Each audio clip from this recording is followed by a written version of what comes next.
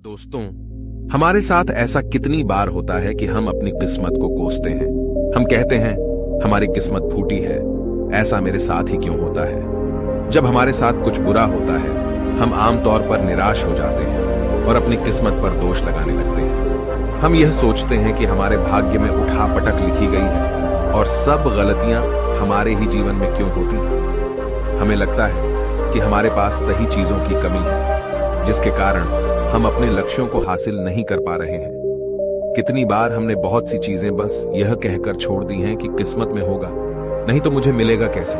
हम तो अपने आप को यह तक तसल्ली दिला देते हैं कि इसमें मेरा दोष था ही नहीं, मैं और करता भी तो क्या। ऐसे विचार आपके मन में भी आते हैं तो यह कहानी आपके लिए है।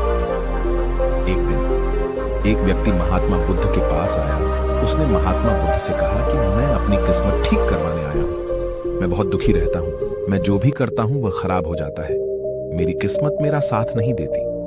मैंने सुना है कि आप सभी की समस्याओं का समाधान करते हैं, क्या आप मेरी भी फूटी किस्मत को सुधार सकते हो। महात्मा बुद्ध जी ने कुछ पल उसकी आंखों में देखा और उससे पूछा, यह फूटी किस्मत तुम्हें कहां दिखी? तुम्हें ऐसा क्यों लगता है कि तुम्हारी किस्मत फूटी हुई है? उस आदमी ने कहा, मैं जो भी करता हूं तो वह हो नहीं पाता, तो मेरी किस्मत फूटी ही हुई है।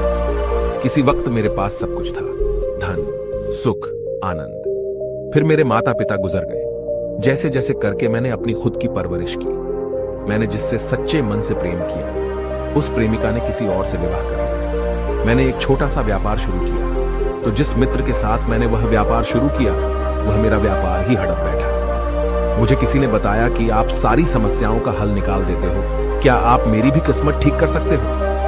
महात्मा बुद्ध ने कहा, लाओ तुम्हारी फूटी किस्मत मुझे दे दो, मैं अभी उसकी मरम्मत कर देता हूं। व्यक्ति ने कहा, मैं किस्मत को कैसे दे सकता हूं, वह तो दिखाई भी नहीं देती। महात्मा बुद्ध ने पूछा, जब तुम्हें तुम्हारी किस्मत दिखाई ही नहीं देती तो तुम्हें कैसे पता कि वह खराब हो चुकी है?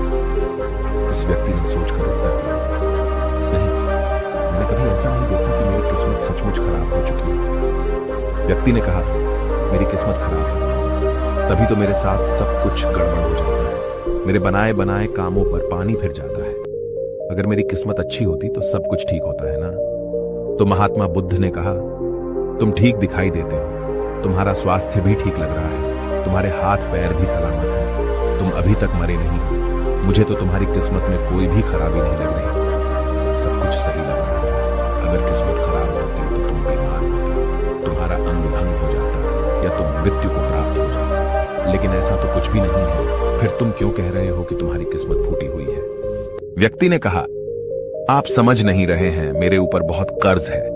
लोग रोज मेरे घर धमकाने आते हैं। जिनसे मैंने कर्जा लिया है वे मुझे मरने तक की धमकी देते हैं। मेरा घर भी उन्होंने छीन लिया है, अभी भी मेरे पीछे पड़े हैं। तो ऐसे में मैं कैसे कह सकता हूं कि मेरी किस्मत सही है? महात्मा बुद्ध ने विचारपूर्वक कहा, तो समस्या गंभीर है। व्यक्ति ने उदासीनता के साथ कहा, जी हां, अब आप समझे ना कि मैं कितने बड़े दुख से गुजर रहा हूं। महात्मा बुद्ध ने आवाज में समझाया, तुम्हारी किस्मत अच्छी है कि तुम जीवित हो इस दुख का सामना करने के लिए, और इस जीवन से ही तुम अपनी समस्याओं का सामना कर सकते हो। व्यक्ति ने कहा, बुद्ध, आप नहीं समझ रहे हो। तब महात्मा बुद्ध ने उससे कहा, समझ तुम नहीं रहे हो, आओ मेरे साथ आओ। महात्मा बुद्ध उसे व्यक्ति को अपने साथ पास वाली नदी के किनारे ले गए और कहा, यह देखो इस बहती नदी को, इस नदी में अगर मैं एक पत्ता गिरा देता हूं तो तुम मुझे बताओ, यह पत्ता किस दिशा में बहेगा? व्यक्ति ने कहा, पत्ता तो नदी के बहाव के साथ नदी की दिशा में ही जाएगा।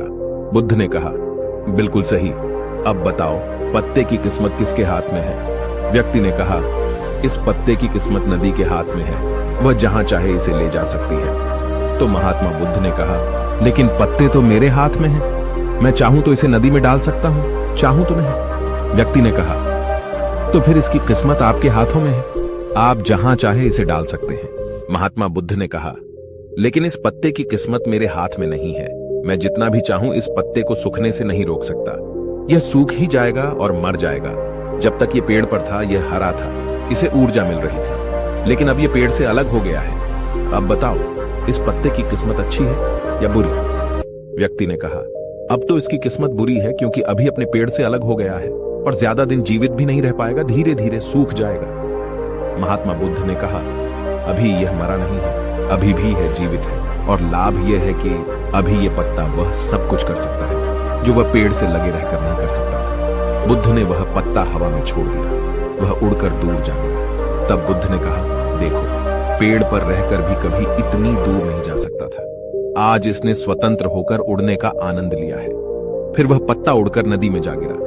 बुद्ध ने कहा, देखा, अब वह पत्ता नदी में तैरने का भी आनंद लेगा, और अगर तुम ध्यान से देखो तो यह पत्ता कितने ही छोटे छोटे जीवों को अपने ऊपर बिठाकर नदी के एक किनारे से दूसरे किनारे पहुंचा रहा है। इस पत्ते की भी किस्मत अच्छी है, क्योंकि वह अपने नए अवसरों को ढूंढने में लगा हुआ है। तुम्हारी समस्याएं तुम्हें उड़ने का अवसर दे सकती हैं, यदि तुम उन्हें सकारात्मक नजरिए से देखो। उस आदमी ने वहां खड़ीडीढ़े होकर महात्मा बुद्ध के बातों पर विचार किया। धीरे धीरे उसने पूरी कहानी के पीछे छिपे गहरे अर्थ को समझना शुरू किया। वह महात्मा बुद्ध की ओर देखते हुए बोला, आप सही कह रहे हैं महात्मा, मैंने अपने भाग्य पर ध्यान देने में अपनी दृष्टिकोण को सीमित कर दिया था। मैं इतना प्रयास कर रहा था कि समस्याओं और मुश्किलों पर ही फोकस करता रहता, जिसके कारण मैं उनमें मौजूद अवसरों को देखने में असमर्थ था। मुझे अब समझ आ गया है कि मेरी फूटी किस्मत बस एक डर और निराशा से उत्पन्न एक धारणा थी। यह कहानी हमें यह सिखाती है कि हमारी किस्मत हमारे हाथ में होती है, हम खुद अपने जीवन की दिशा निर्धारित करते हैं। हमारी समस्याओं का हल भी हमें ही निकालना होता है। चुनौतियों को एक अवसर के रूप में देखकर हम आगे बढ़ सकते हैं और अपनी किस्मत को सुधार सकते हैं। दोस्तों, ऐसी कहानियां हमें जीवन जीने का तरीका सिखाती हैं। अगर आपको यह कहानी पसंद आई और आप हमारे चैनल पर और बेहतरीन कहानियां देखना चाहते हैं तो सब्सक्राइब जरूर करें।